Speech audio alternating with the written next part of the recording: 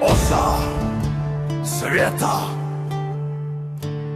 Yggdrasil v samém středu vesmíru, kde Odin a Asové bdí. Stojí obří jasan, strom všech světů Yggdrasil, jeho koruna sahá do nebe, kořeny v podsvětí.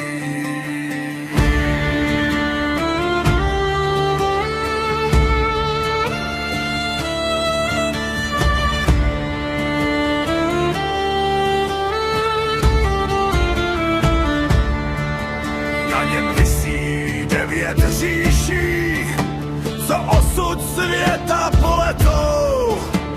Vládu drží 2 rody, Asové Ivanové, spojení v míru, a každý kout kosmu má svou říši, svou podobu, svou sílu. Od ohně a ledu až po domov mrtvých, vše má svůj cíl. A Heimdall z mostu Bifrost dává pozor, aby nikdo nepronikl. 9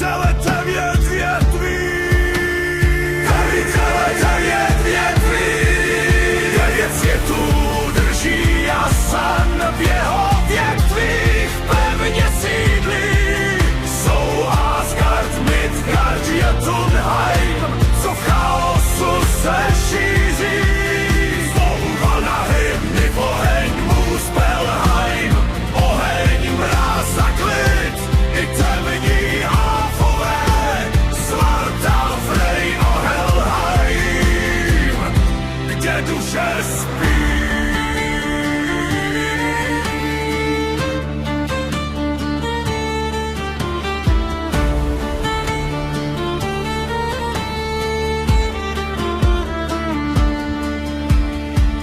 Jede světy, řádu a lidu, v nejvyšší sféře spojené duhovým Bifrostem je Asgard, zlatý domov, kde bojovníci najdou skvost. Odin, otec všeho, vládne tam ze síní Valhaly. Thor na hradbách stojí, aby hromy volal. Pod nimi leží Midgard, svět Ymirova obočí. Domov pro Aska a Emblu, kde lidstvo oči otočí. A na západě úrodný a zelený, to je Vanaheim. Tam vládne Njerdr, pán moře s Frejem, a Frejou to je ráj.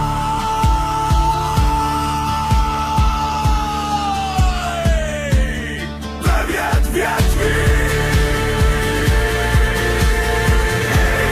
9 větví, 9 světí udrží jasan, v jeho větvích pevně sídlí.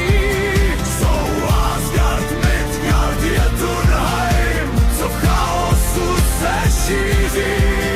Jsou Vanaheim, Niflheim, Muspelheim, oheň, mráz a klid, i temní Alfové, Svartal, Frey do Helheim, kde duše spí.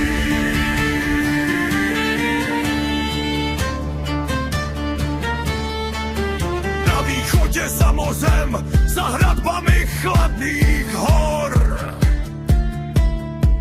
leží Jotunheim, domov obrů, plný zimy a vzdor.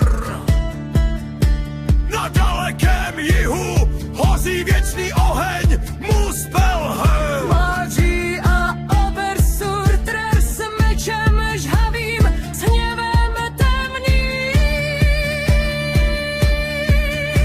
V podzemí se skrývá svět zručných, Svartalfheim, kde kováři žijí. Trpaslíci z hlubin tam ty nejlepší poklady rozvíjí. A na severu chladný a prastarý Niflheim s ledovou studní. Pod ním pak Helheim, říše mrtvých, kde Hel vládne. Kosmické rozdělení.